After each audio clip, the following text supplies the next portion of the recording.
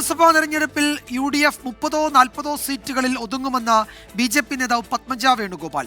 നിയമസഭാ തെരഞ്ഞെടുപ്പിൽ പ്രിയങ്ക ഗാന്ധിയെ മത്സരരംഗത്തിറക്കാനുള്ള കോൺഗ്രസ് നീക്കം വിജയിക്കില്ല. KPCC അധ്യക്ഷ സ്ഥാനത്ത് നിന്ന് K സുധാകരനെ മാറ്റിയത് തിരിച്ചടിയാകുമെന്നും പത്മജ വേണുഗോപാൽ 24-നോട് പറഞ്ഞു. 40-ന് മേലെ നിന്ന് ഇവർ കയറി പോകുന്നു. എനിക്ക് അങ്ങനെ കൂടുതൽ കൊടുത്തു ഇനി ഇതാക്കിയത്. എന്നിട്ട് പോലും ഒരു 40 സീറ്റൊക്കെ നമ്മൾ കാണുള്ളൂ. ഇവരെവിടെയാണ് കൊണ്ട് ഈ 100 സീറ്റ് ഒപ്പിക്കാൻ പോണേന്ന് എനിക്കറിയില്ല.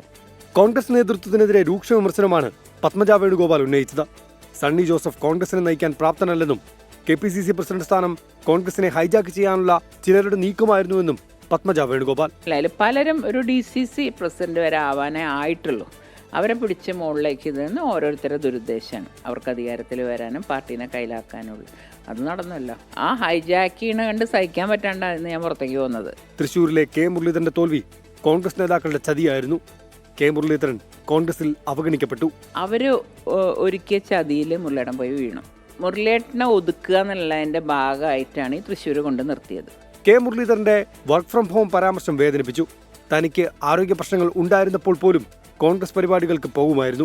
സ്വന്തം രാഷ്ട്രീയ ലാഭത്തിന് വേണ്ടിയിട്ട് ഇതെല്ലാം അറിഞ്ഞിട്ട് സ്വന്തം സഹോദരി വർക്ക് അറ്റ് ഹോം ആയിരുന്നു എന്ന് പറഞ്ഞ. കാരണം ഞാൻ വന്ന് കിടക്കുമ്പോൾ എൻ്റെ അവിടെ കാലിൻ്റെ അവിടെ വന്നിരുന്ന ആള് കണ്ടിട്ടുണ്ട് ഞാൻ അനുഭവിച്ച ദുരിതങ്ങൾ കുറേ. വരുന്ന തദ്ദേശ നിയമസഭാ തെരഞ്ഞെടുപ്പുകളിൽ BJPക്കായി പ്രചരണം നടത്തുമെന്നും പത്മജ വേണുഗോപാൽ 24-നോട് പറഞ്ഞു.